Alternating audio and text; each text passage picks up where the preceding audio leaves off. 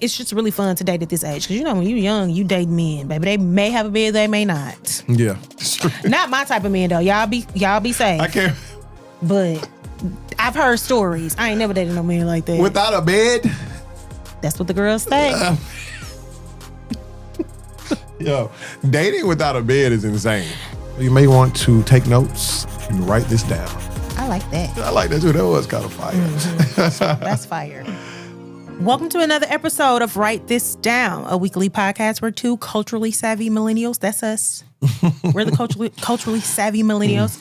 We're going to unpack the world around us one hot take at a time. We are going to explore moments that deserve your attention, from fashion to food to music and pretty much everything lifestyle. So you want to take notes and write this down. And today, in this episode, we are going to be talking about self-care, or the supposed obsession that millennials and younger people have with the idea of self-care. Do we have it wrong, Marques? What are the people saying about our obsession with self-care? Well, I mean, we have different... I feel personally attacked, just so y'all know. But what do you mean? You feel personally... Why? Because what do you mean? What do you mean? What do you mean? That millennials are obsessed with self-care? Yeah. Yeah. Well, they say, like, I found an old article from NPR when they were discussing self-care. When it comes to millennials, it's likely no surprise that this generation takes advantage of the internet the most, and it also the generation that devotes the most time and money to self-care. $10 billion to be exact. I think that NPR, here's what I'll give you. Here's what I give you. I think that lots of people, not just millennial, but just in general, people have a very surface level idea of what self-care is. I think it makes you feel good in the moment. Spa days, getting your nails done, you know, that type of stuff. But I think whatever is bothering you internally or whatever you're having difficulty with will be on the other side of that massage, right? Yeah. So I feel like it has to come with other intentional practices and work. Yeah, for sure. I feel like mental health is part of self-care. Absolutely. You know, do you do therapy? I'm not currently in there, but I've done it. Yeah, for sure. Yeah. I know some people keep a therapist on retainer. I also don't keep a therapist on retainer, but I am a person that's very serious about therapy. I've been a few different times in my life, at different iterations, and I've gotten to a place where I felt like I could put things into practice, and then I've stopped going. And if I find myself needing to go back, I'll go back.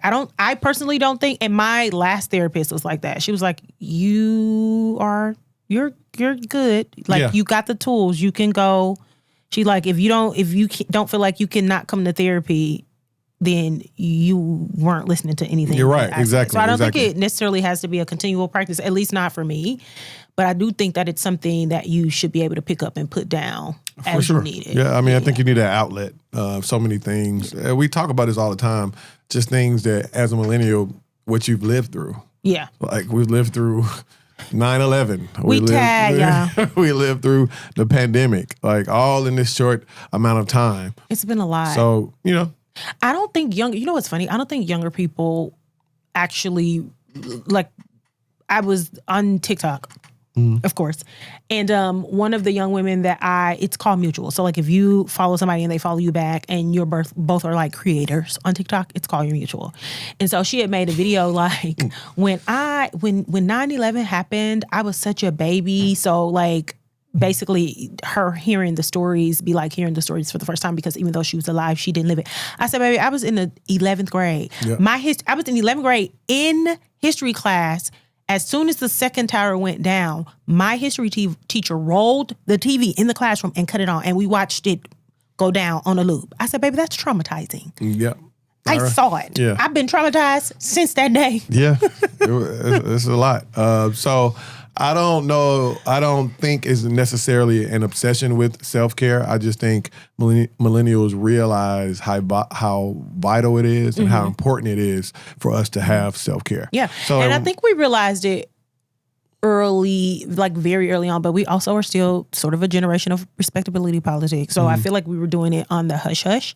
So I think like Gen Zers think that they have like their foot on the needle of like, the American dream is not really what it is, and we're breaking this down. I'm like, no, millennials have been doing that. Yeah. Like, we've been doing it. Now, have we been as loud and proud about it up until recently? No.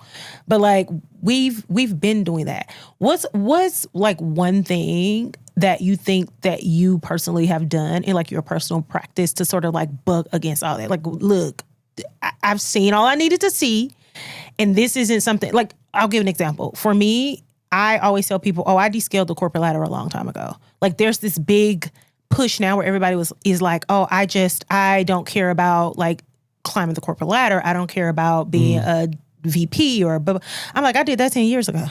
Right. I did that 10 years ago. I said, I am done trying to like climb this proverbial ladder. Like, I don't care.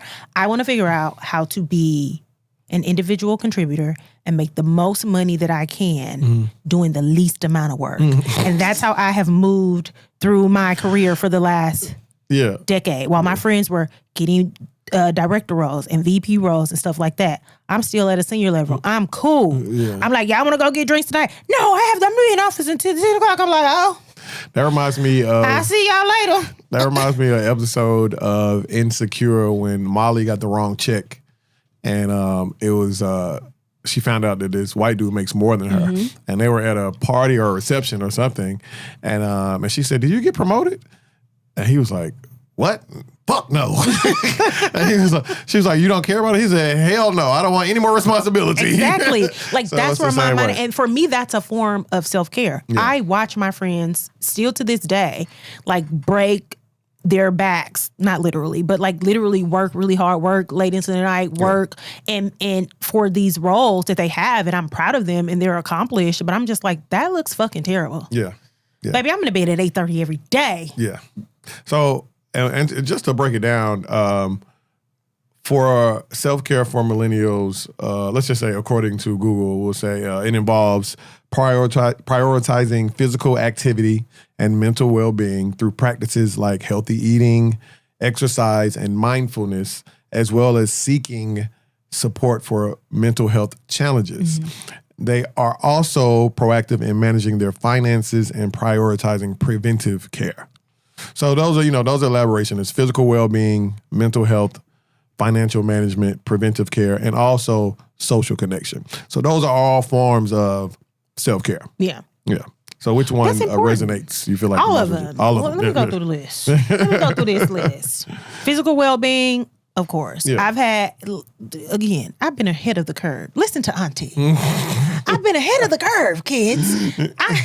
No, but seriously, like it's been maybe like 15 years. I've had a consecutive like fitness and I would say health and wellness routine. Yeah.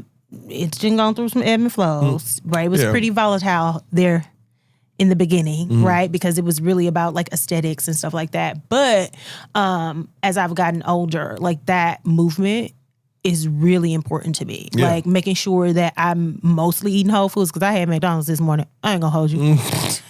That's all. That was the only thing by my friends. I was hungry.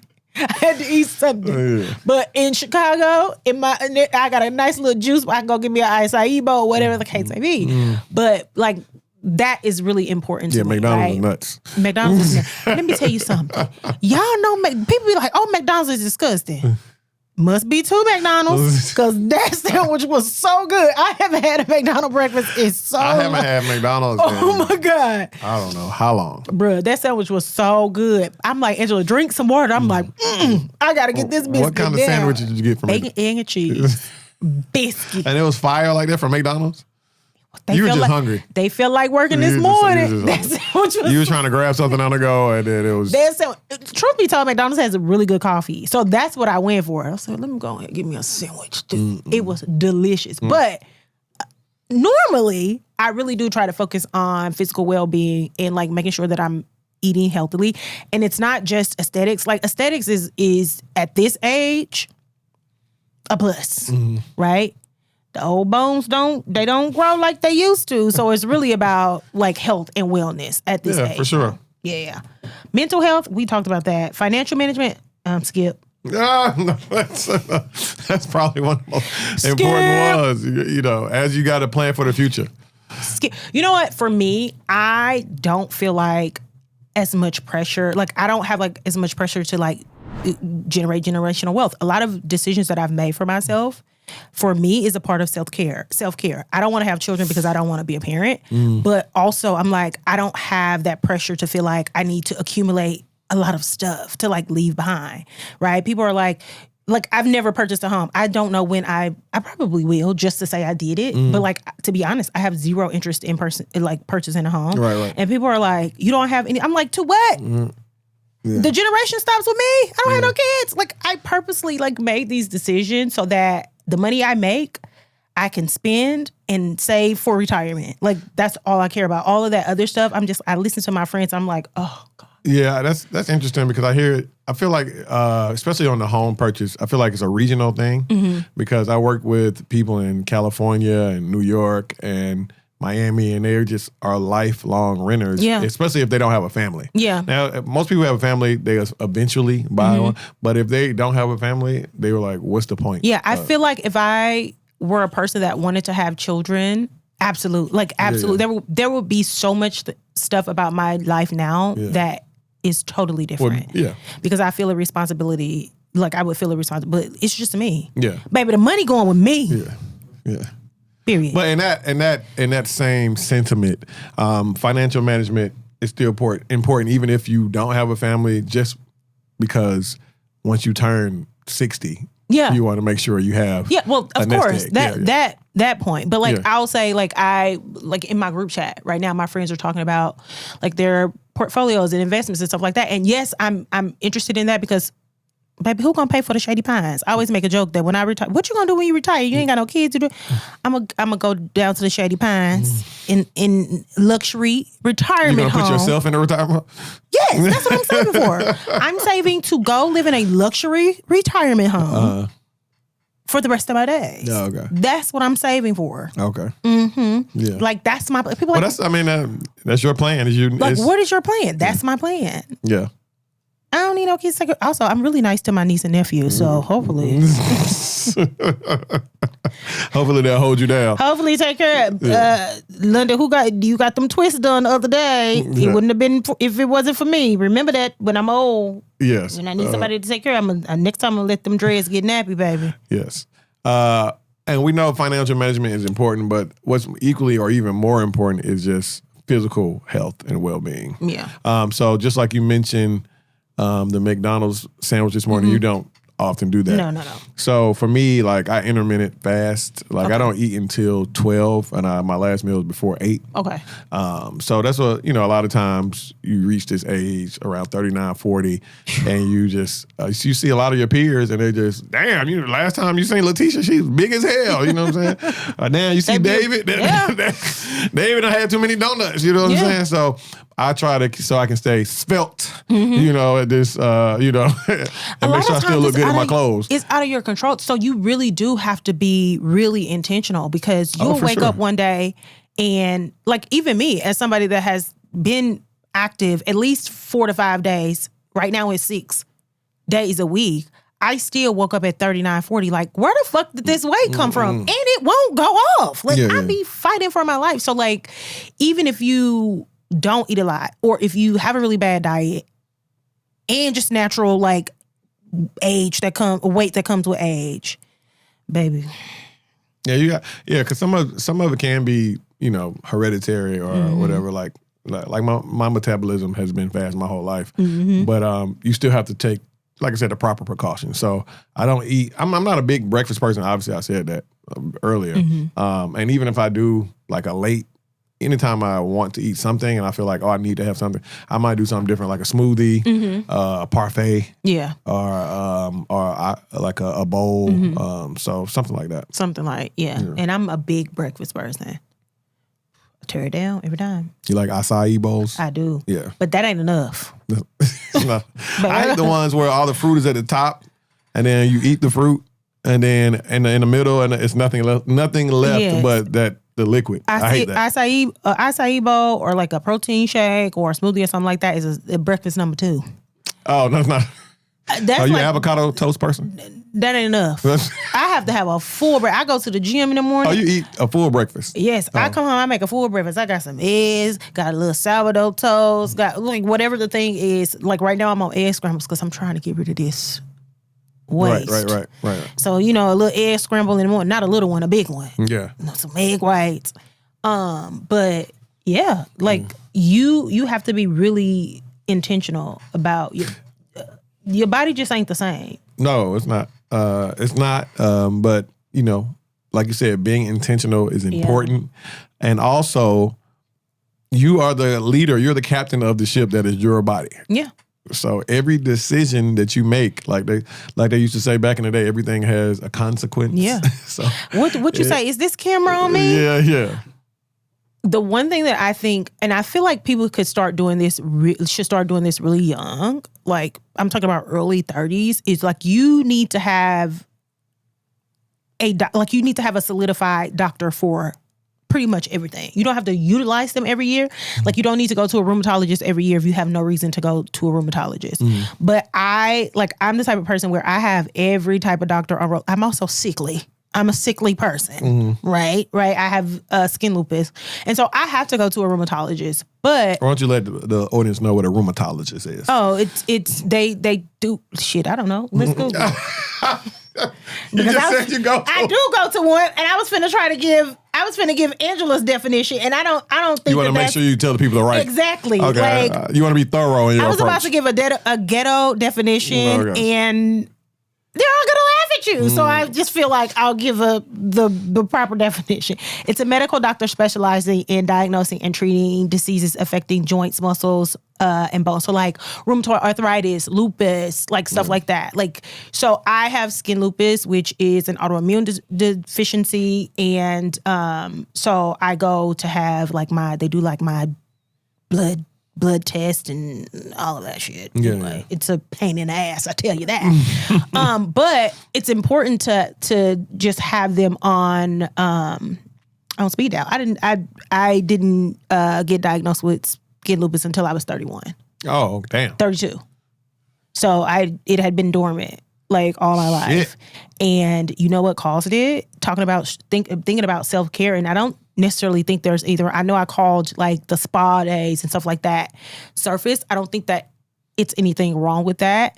Anything that's going to get anxiety and stress off of you, because it lay dormant, but it was exacerbated because I was really stressed. I was in a really stressful situation, and I woke up one day and I had one like flare up, and I was like, what the fuck is that? And then I woke up the next day and I had another one, and I'm like, okay. And then I woke up the next day and my body was covered, and I was like, what is this? And it took a year, because doctors, like primary care physicians, don't just say, I'm gonna send you to a rheumatologist. Yeah.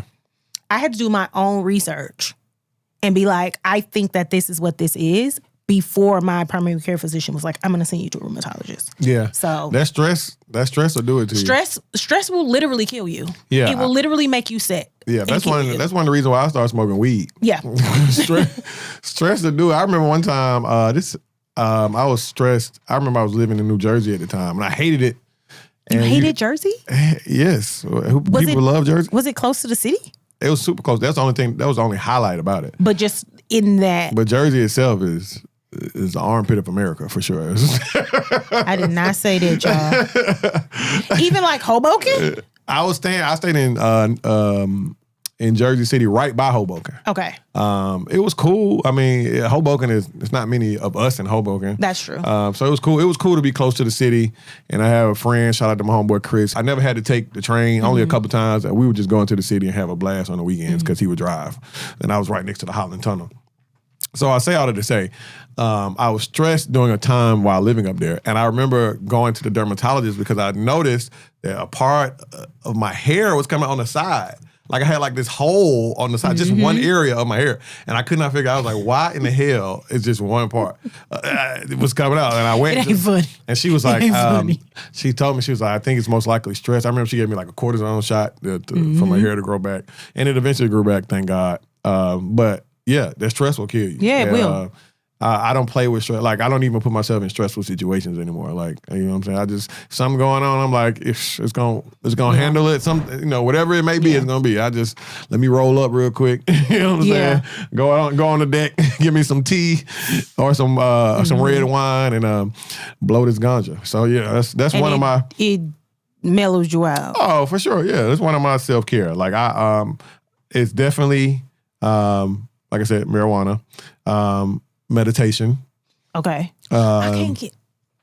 Yeah. I need help. Yeah. I need to go to like one of those retreats where they teach you how to meditate. Yeah. Or you want to go to one of them I cannot shut my brain. How do you make your brain be quiet? Well, I mean, just everything around you needs to be still. You need to just probably put yourself in a dark.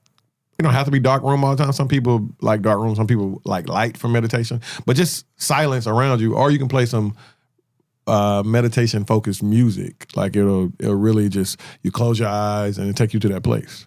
Cause I'll be maybe you need to do some shrooms and then I need to do something because I'll be down in my brain and be like, "Ooh, that food we had last night was so good." I'm like, "Shh, girl." So so that means you're fighting with yourself during the meditation. Yeah. So like even my workout, like my bar class, I do a bar class twice a week, and we have like a little meditation part at the end. Bar class, what's bar? Bar is like low intensity, strength workout. So I do it for like strength and like like balance. Okay. Right?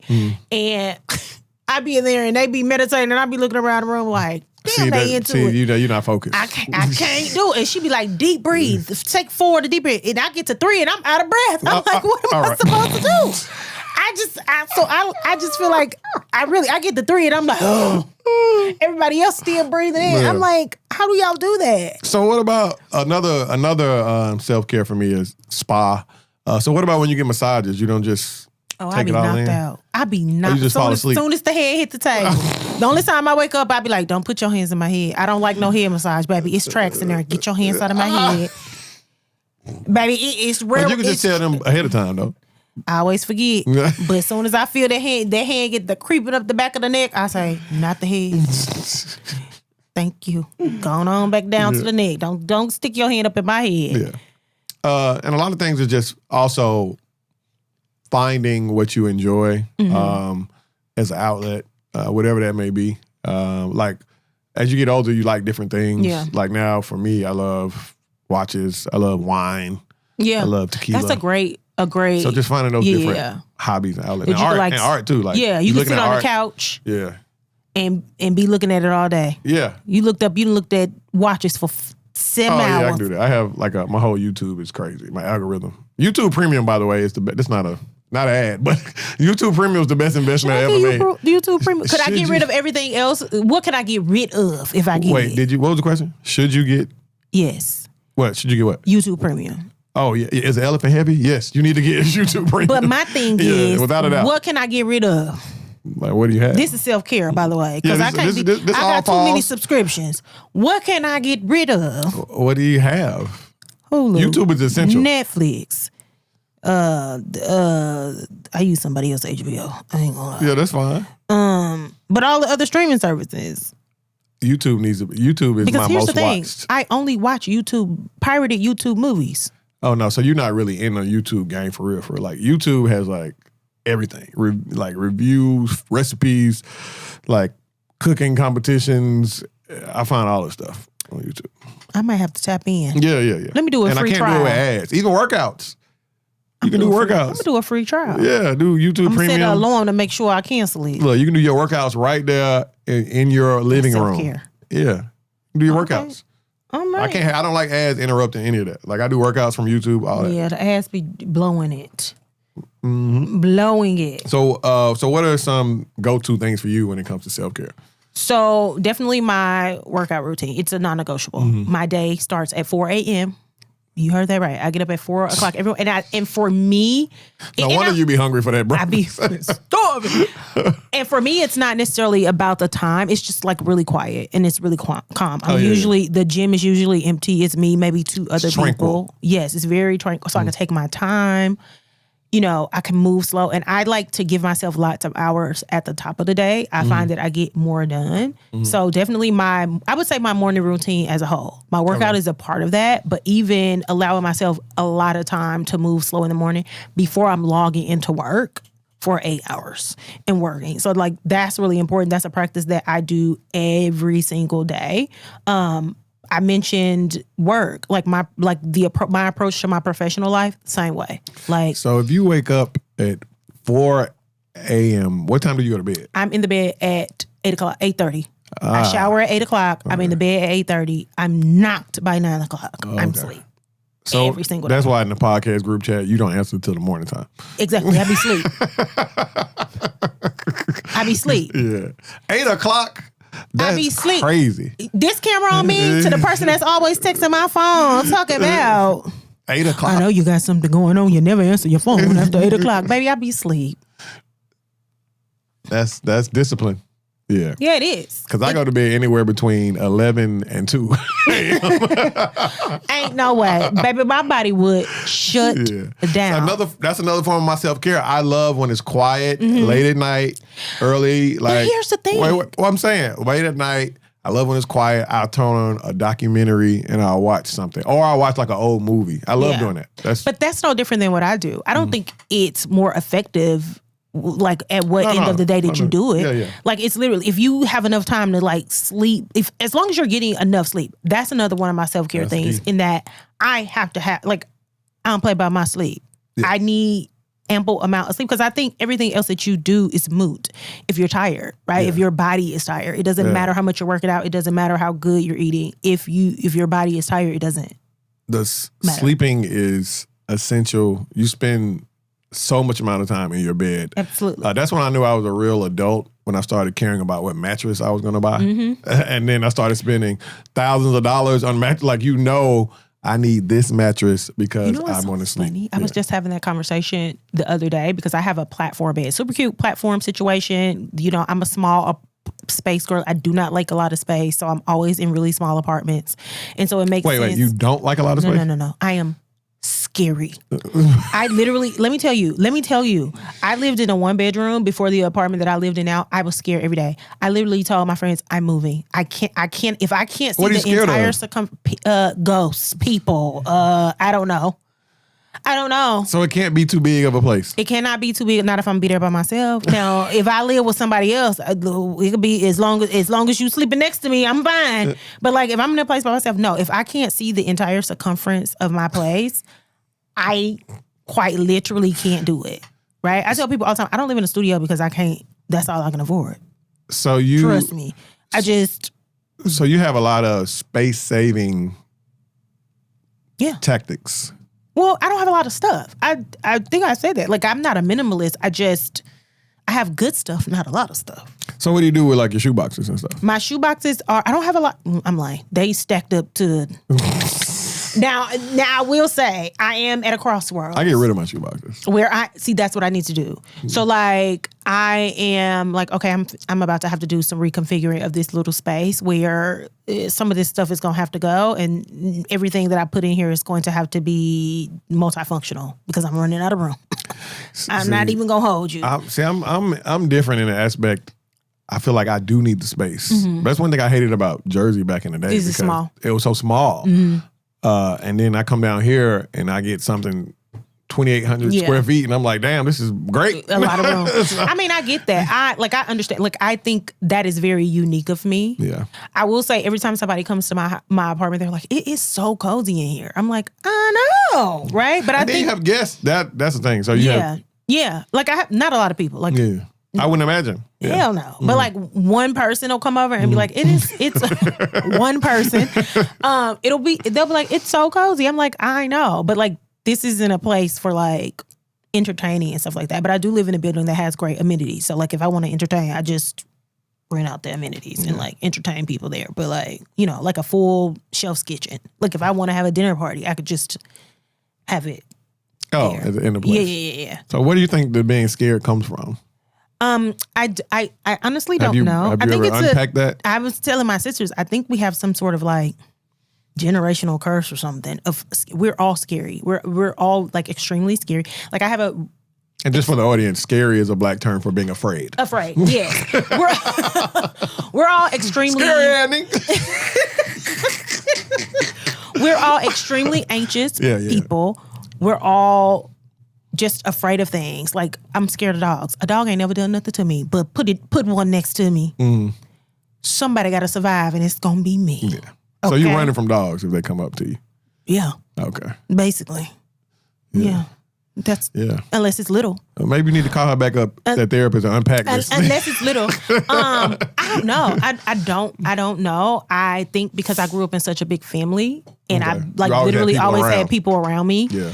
And it's and then I went off to college, and I had I lived with people. Yeah. And then I graduated from college, and I was in relationships, so I lived with people. Yeah. And now that I'm by myself, I'm like, I don't like this. Yeah. Yeah, that's interesting. Because I grew up with a twin brother, and I couldn't wait to be by myself. Yeah. So, like, all this space is mine. It's my own closet. Yeah. But I get it. That's different. That's different. That's a part of my self-care too. But like being able to make those decisions. Yeah, like, if I want to live in a small place, I can live in a small place because it's just me. But also, I can't listen. I'm finna be a hypocrite. What? I can't date nobody with no small place, baby. I need to borrow your tub. You ain't got no bathtub. I can't date no man without no house. You ain't got no house. You ain't got no tub. I come here, baby. I need some space. You need a tub at your partner's house. He needs to come with a tub and a backyard. Wait. Okay. Those are two. Wait. First of all, you live in the city of Chicago. And if a man lives also in the city of Chicago, what is the chances or odds that they have a backyard? Chicago is unique in that you could live in the city and still, their city looks like a suburb. Well, like outside of like downtown. So they have like backyards. They have, not everybody lives how I live. Like all my friends live further south. So Bronzeville, Hyde Park, Woodline, on up south. So those are, they got backyards and everything. So if I can't go to a man, what they call backyards. No, they have backyards. They're not really that big, the backyards. They not like the backyards here. Yeah, that's what I'm saying. It's just a place with grass. No, but they got no, I'm just messing with you. No, I'm just. What do you call it? Like backyard kitchens and stuff like that. Yeah. So if you have barbecues and stuff. Yeah. But so you're saying that the man has to have this? Yeah. So we can't stay in my little ass apartment. Where we gonna go? But I'm saying, what if you meet a man in your building and y'all living in it? Like, what happens then? You better have a 2-bedroom. No. What I'm saying is, can't no man come, men have come to my apartment. Let me not say that. But you can't, you gotta go in the morning. You can't always be just here. Like parlay up in here. Right. We need somewhere where we could chill. And it ain't finna be in my space. So, that's just like me dating somebody without, well, technically in Chicago, that doesn't apply. I was gonna say that's like me dating somebody without a car. Living in Chicago, I don't care. Yeah.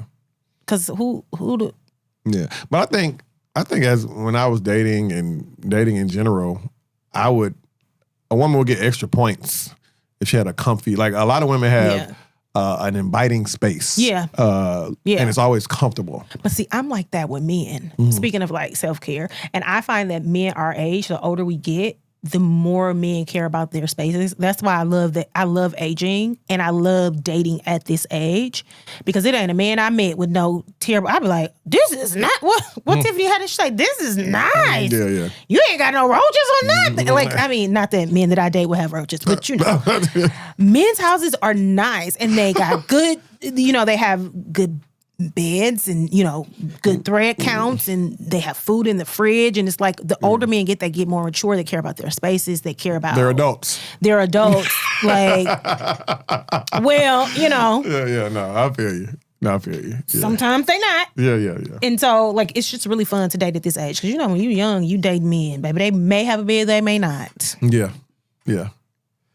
Well, that is true. Not my type of man though. Y'all be safe. I can't. But I've heard stories. I ain't never dated no man like that. Without a bed? That's what the girls say. Yo, dating without a bed is insane. That's what the girls say. Dating without a bed is insane. That reminds me, not to go too much off topic, but that reminds me, I'm watching this show on OWN. As a matter of fact, OWN, this is my camera. OWN. We have the show Ready to Love with Nephew Tommy. Y'all start this season off at the beginning of the year, and you taking a break until the summer, maybe August.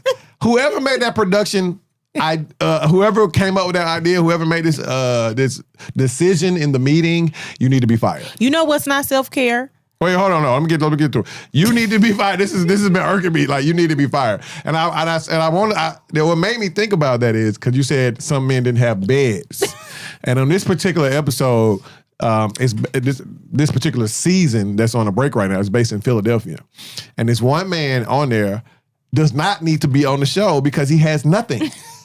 He is on the show. And he told people that he's in between jobs and places to live.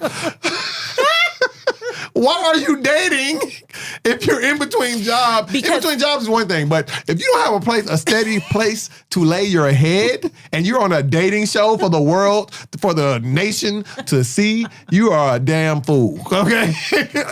I just want to get off my chest. That's been bothering me. Y'all need to do better with Ready to Love. You know what's not self-care? That's why I don't watch reality TV. He ain't been eliminated yet. The way that... He should have been cut off the rip.